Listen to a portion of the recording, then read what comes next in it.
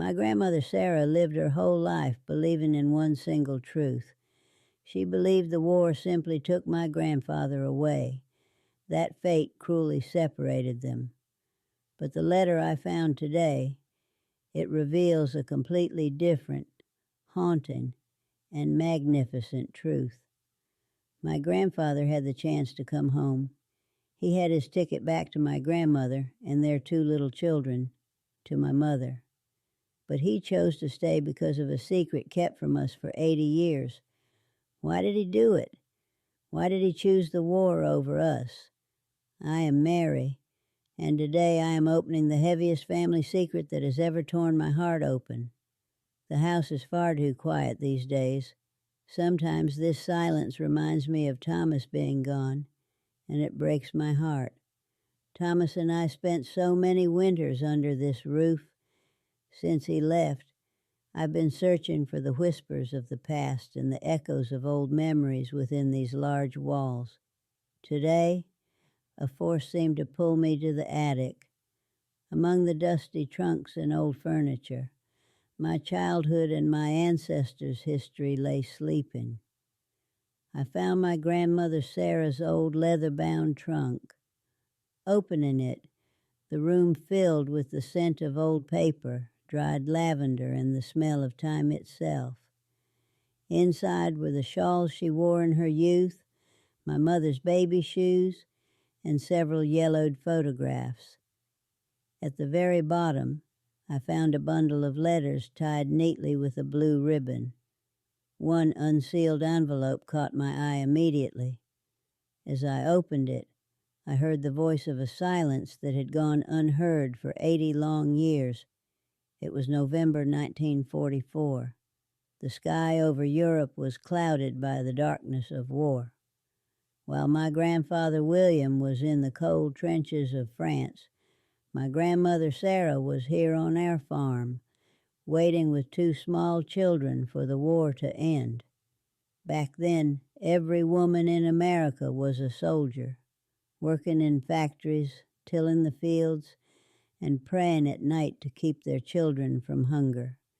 Sarah was one of those iron women, but the fear in her heart was a secret she kept to herself. I began to read the letter.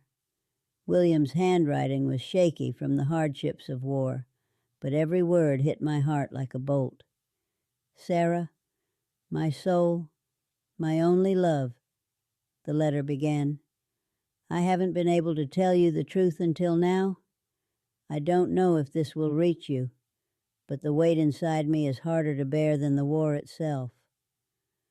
2 months ago, when I was wounded in the shoulder, the doctors told me I could go home. Yes, Sarah, my injury was enough to officially end the war for me. I had a train ticket and permission to cross the ocean back to you. I was ready to leave that very second. I could already smell your bread, hear the kids laughing, and see our quiet garden. Reading those lines, my heart nearly stopped. It meant my grandfather could have come home. He could have returned safely and watched his children grow up with his own eyes. But why didn't he? Why didn't he use that ticket? I turned to the next page and saw the soul of a true American hero. But Sarah, as I stood by the transport truck, I looked at my boys. Most of them are just kids, 18, 19 years old. In their eyes, I didn't see death. I saw raw, naked terror. They needed a sergeant who knew the way, someone to lead them, to tell them, "Hold on, boys, it's going to be all right." I looked at that truck and I couldn't get in. I realized if I left, most of these kids wouldn't make it home. I could never forgive my own honor. So I tore up the ticket and went back to my company. I didn't write this to you then because I didn't want your heart to ache, wondering why I chose them over you. Forgive me, Sarah. I love you and the children more than life itself, but my duty kept me here. I held the letter to my chest and wept. My grandfather had sacrificed his own happiness, his life, and even his children's future for the lives of others.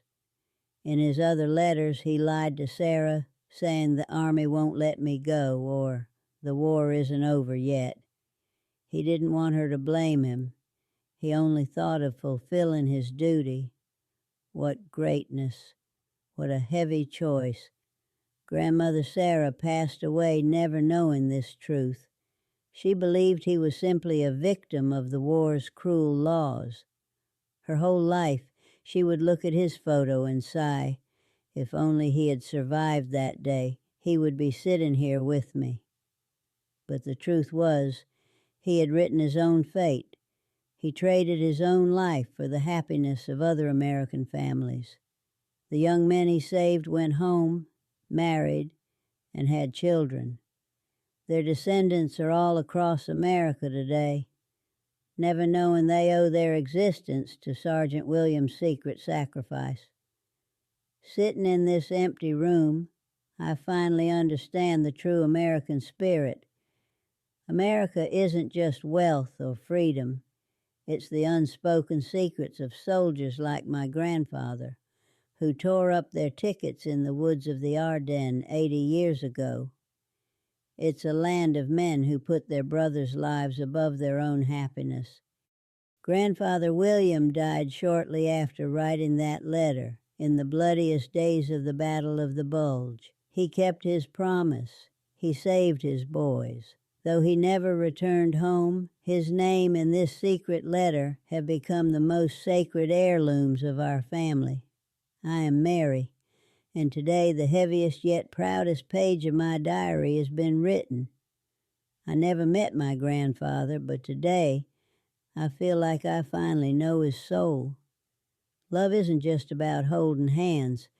Sometimes love is sacrificing your own world for the peace of your country and those you love. I'm tying this letter back with the blue ribbon, but I won't put it back in the trunk. It belongs right here, next to the photo of Thomas.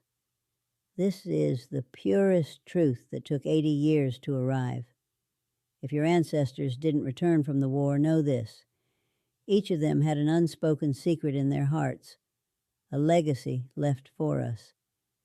I hope this story reached your hearts today. If it did, please leave a comment. Do you have similar memories or stories from your own family? We must never forget them. Our peaceful life today is the fruit of their heavy choices yesterday.